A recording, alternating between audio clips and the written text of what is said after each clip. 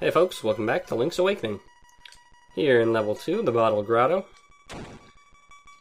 Here to light some torches and lift some bottles and do other exciting things for an action game.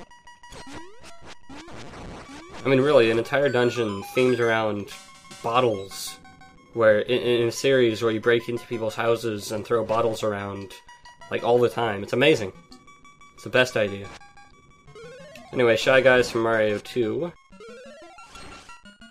Gonna finagle this here. And today you got another key. Keys are very easy to come by in this day and age. Which is surprising given this economy. Anyway, normally you'd have to like go around and it's slightly longer, but it's not the worst thing Zelda game has done. That would be Jabba Jabba's belly. Anyway, 2 of those keys are actually completely useless, since they lead to the compass and the beak. Or rather, you could use them to get there. Switch stuff here isn't as annoying as that the horrible dungeon in Oracle of Ages, which is like the worst thing ever created, but it's not really particularly well done. Oh wow, that sure is a pot that I'm slashing with my sword and not trying to lift.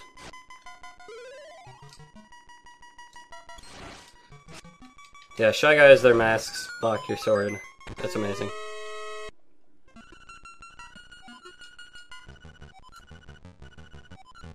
And yeah, it'll tell you that this is a new feature for the compass. Every time, every dungeon, even the 8th time you've seen this new feature, it's gotta tell you, because it's just so exciting, you know? It's amazing, it's great. I'm extremely sarcastic today, and I'm not sure why.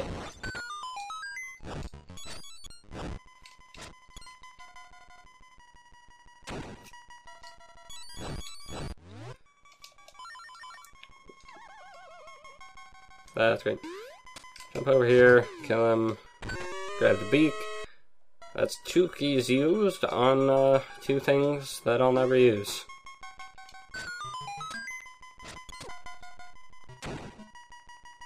And oh boy, we have to light this again. Isn't that wonderful? I wouldn't mind so much if I didn't have to, you know, switch to the start menu and whatnot. It'd be more tolerable if it were a 3D Zelda game where there were multiple items on quick use immediately. Grab that. Depth perception with those flying things is sometimes kind of irritating.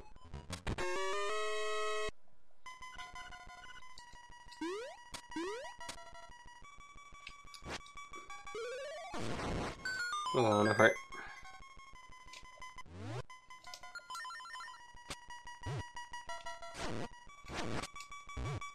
Come on, give me some hearts.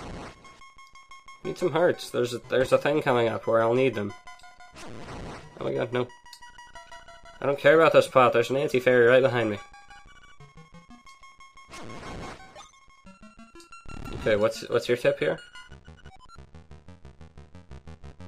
Okay. I guess it's somehow supposed to relate to this push blocks onto the things puzzle. If it can be called a puzzle. Or maybe it's a puzzle later in the dungeon that I don't remember, but it will be equally obvious. There's a heart. Good, I'm glad. There's a key. I'm not glad. And in here we have a mini-boss.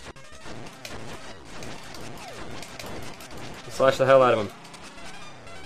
Yeah, I tried to be, on previous attempts, I tried to be fancy and, like, strategic and whatnot.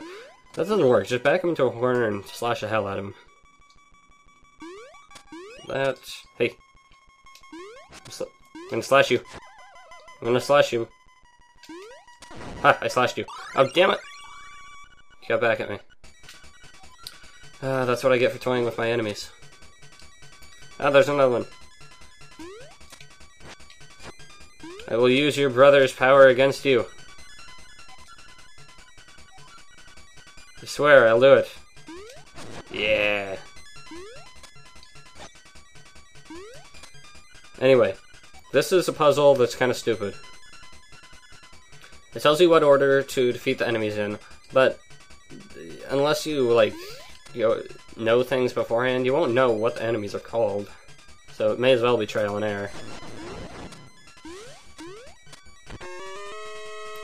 Like, you can infer which one's the Pole's voice because it's imprisoned, like it says, but like, you don't know which one the Stalfos is unless you look in like the manual or something. Maybe read the manual. And even then, I don't know what the manual said in this game. Open that up. Yeah, these guys are invulnerable when there's no light, so let's turn on the lights. And ta-da! You found the power bracelet. At last. Whew. Now what's great is that if you don't have the power bracelet equipped and you push against a block, it'll still tell you that it's really heavy, and it'll take the longest time possible to say it. Yeah, here's a neat thing. I think that's pretty clever and entirely unnecessary.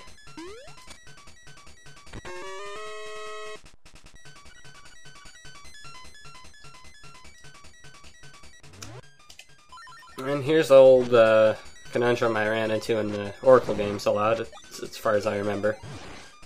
Is because I want the power bracelet and Rock's Feather on simultaneously, but only have 2 item slots, so we can't put the sword on as well. Anyway, first the imprisoned Pole's voice, which is this guy. But you'll remember he's invulnerable to the sword. You might not know that, but whatever. And then, this is a Keys, as I've reminded you. And this is Stalfos. And that causes the chest to appear. If you do it in the wrong order, too bad. So, music, do you want to run out sometime? Because, goddamn, you're like the most repetitive and awful.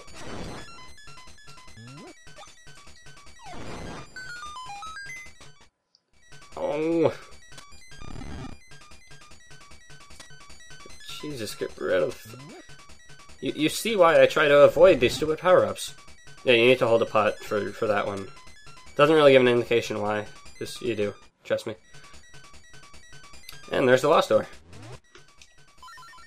Now this boss, this was a brick wall for me in a lot of attempts on when I've tried to play this game before. Like, if I tried to play this game, I would get to this guy. Doesn't matter if I was like 8 or 14 or whatever. I just sucked at fighting him.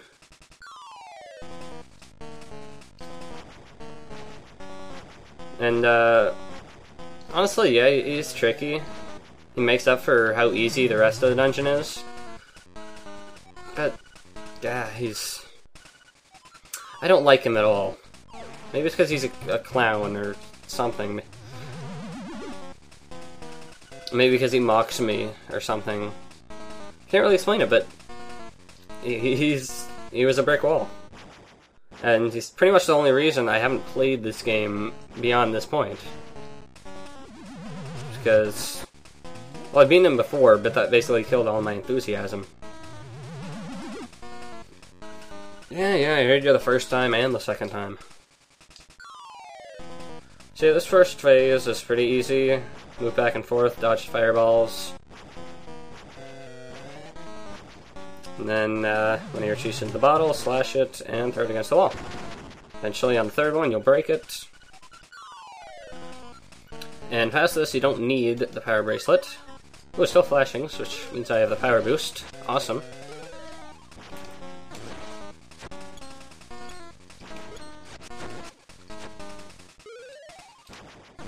Okay, power boost is actually genuinely helpful there. And the music doesn't play in the boss arena, so okay, I'll give that a pass. I mean, I kind of didn't take a hit, but shut up. He's hard. And there we have the Koch horn.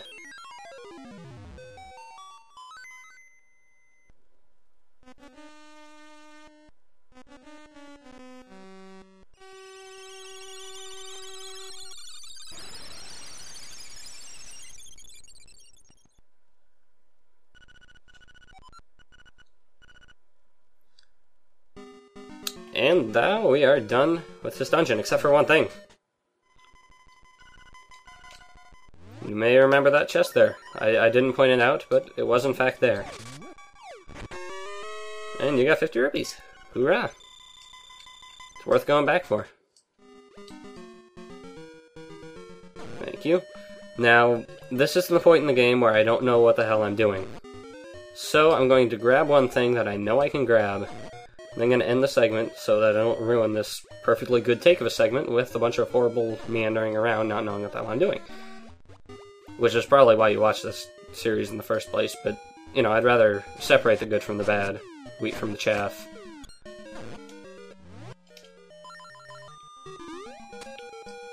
Yep, you can come up here.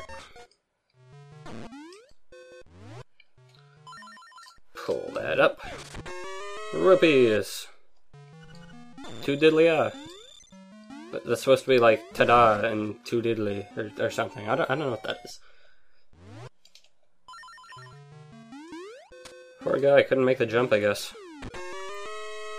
Well, no, he made the jump over. Why couldn't he make the jump back? Who knows?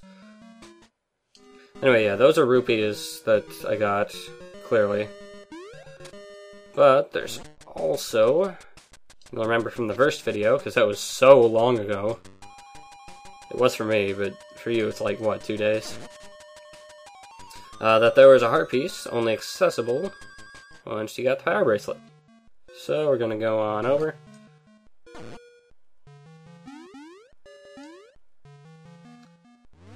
And grab it. And that completes our first heart container. Hooray for us! As you can see, our health bar is already growing quite a bit. And that's basically all I know to do. And all that will be, like, well... Actually, no. I have an idea. What happens if I go in here? I don't know what happens if I go in here. I don't think I can do anything here.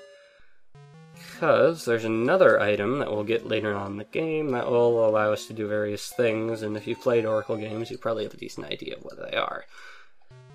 So, that takes care of that, and I will see you guys next time for the beginning of the train wreck portion of your viewing pleasure.